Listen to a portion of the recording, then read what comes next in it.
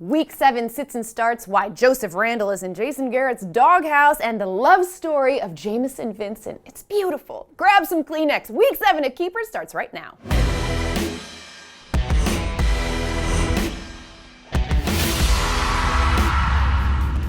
Hey everyone, welcome to Week 7 of Keepers. I'm Susannah Collins, and I have a confession. I straight up thought that fake punt that Chuck Pagano called last week was actually the beginning of a flash mob by the Colts, and I got really excited. Whew! I'm glad I got that off my chest. Let's kick things off with Week 7 sits and starts.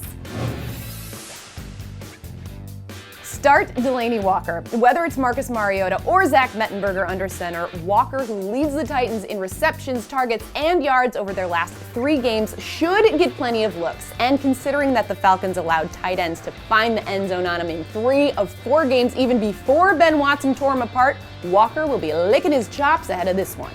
Sit Carlos Hyde. Hyde already had a foot issue that he re-aggravated against the Ravens, and even though the Niners O-line has played a little bit better since starting to sprinkle Andrew Tiller in at right guard, it's still a banged-up unit that should have their hands full on a real short week against a Seahawks D that could welcome Bobby Wagner back into the mix. Start Derek Carr against the Chargers. Refreshed coming off a bye, Carr should pick up right where he left off against a secondary that could potentially take the field without all-pro free safety Eric Weddle for the first time since 2009 after he injured his groin against Green Bay.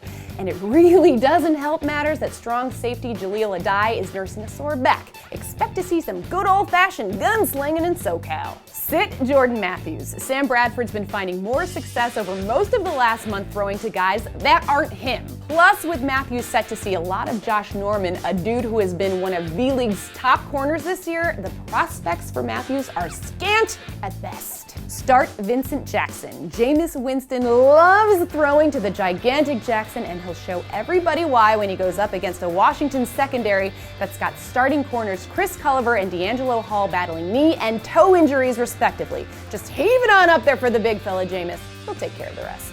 Sit Chris Johnson. Larry Fitzgerald and John Brown's scorching play should have Bruce Arians leaning toward the pass in this one. Attacking the Ravens' vulnerable secondary would be the much smarter choice over running into the teeth of a Baltimore front 7 that's been pretty tough for backs not named Le'Veon Bell to find a whole lot of running room against.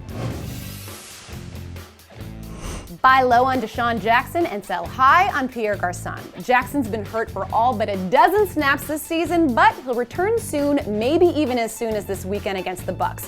And considering he had at least 115 yards and a touch in 3 of Kirk Cousins' 4 full games in 2014, that should be a good omen. So Garçon could see his looks fall by the wayside as a result.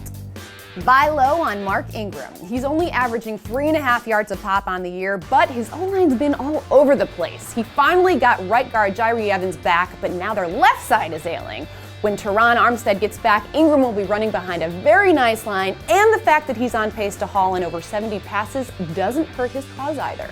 Sell high on the Panthers defense, and it's essentially just because of their schedule. That D has been playing some awesome ball and keeping Carolina undefeated, but they haven't exactly faced a murderer's row of quarterbacks. It's fair to wonder, especially with Charles Johnson out for a while, if Jared Allen and company can muster up the pass rush to slow down the likes of Andrew Luck, Aaron Rodgers, Tony Romo, Drew Brees, and Matt Ryan that they're set to face in the near future. Whew. Hire Kristen Michael and fire Isaiah Crowell. Joseph Randle hasn't endeared himself to Jason Garrett with his inability to follow simple instructions to not leap over piles. So it's looking like Michael is going to get a shot as Dallas's lead back. And if you can get a lead running back behind that line, you'd be wise to jump all over it. Kick Crowell to the curb while you're at it. It'll feel so good, I promise.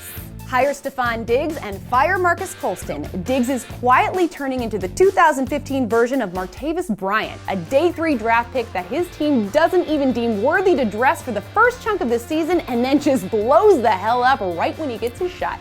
Good on you, Stephon. As for Colston, even in his heyday, he never had amazing wheels. But now as he's aging and losing a step or two, he just can't generate any separation, unlike his shoulder, which is in fact separated. Oh, the cruel irony. That's going to do it for this edition of Keepers, guys. Thanks for watching. Remember, the Bears, Bengals, Broncos, and the Packers are all on bye this week. Make good decisions. Set those lineups. We'll see you next week.